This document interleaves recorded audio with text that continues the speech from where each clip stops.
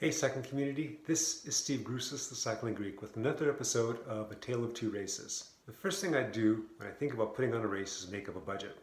And I've done that for the OTF stage race and the Kingsburg Criterium that I'm going to be doing in 2018.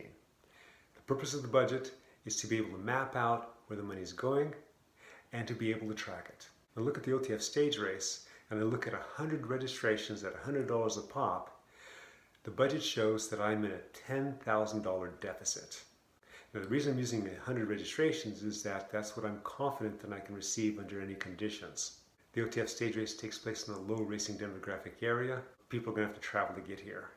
Also, since this takes place in the second weekend of February, there's a chance for rain, and even less people want to race in the rain.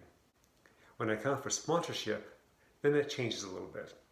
Last year, I received the most sponsorship I ever have for my races, but it's still well under the $10,000 deficit that I have now.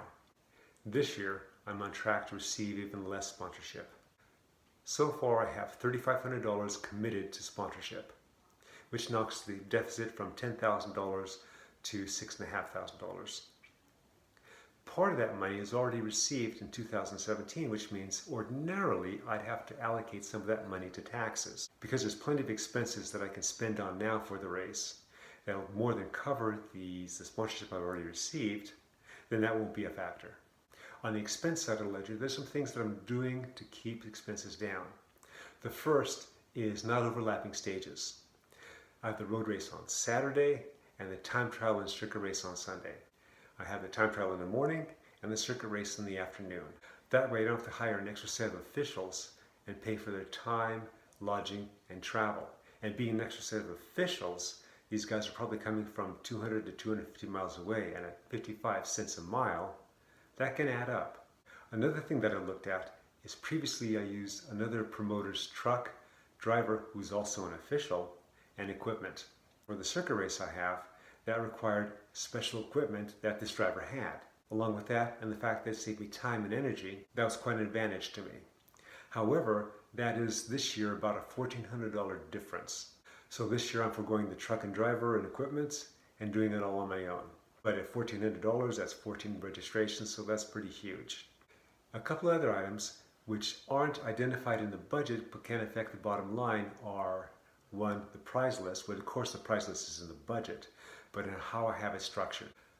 I have a certain amount of dollars allocated for a certain amount of riders, and of course that's going to be in the budget.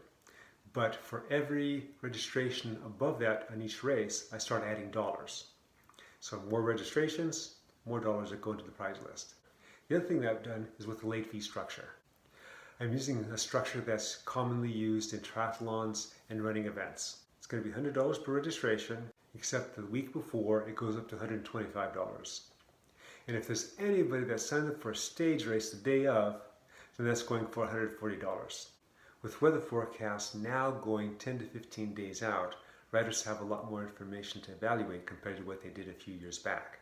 The reason for this late fee structure is to entice riders to register early. Now, there is a concern with this late fee setup. While athletes and runners are used to this type of structure, cyclists aren't. So I'm taking a bit of a chance here. As you can see, I make about 25 cents an hour doing this, if that. Good thing I love putting on races. It gives me other advantages, including being able to give half the proceeds to a local 501c3 that I work with, offthefront.org. All one word, offthefront.org. Visit their site, click on their video, works with kids and bicycles. I think you'll like their mission. Leave any comments that you have, like this video, share it, and subscribe. I have more episodes coming up, and I have other videos on cycling and training. The Cycling Greek.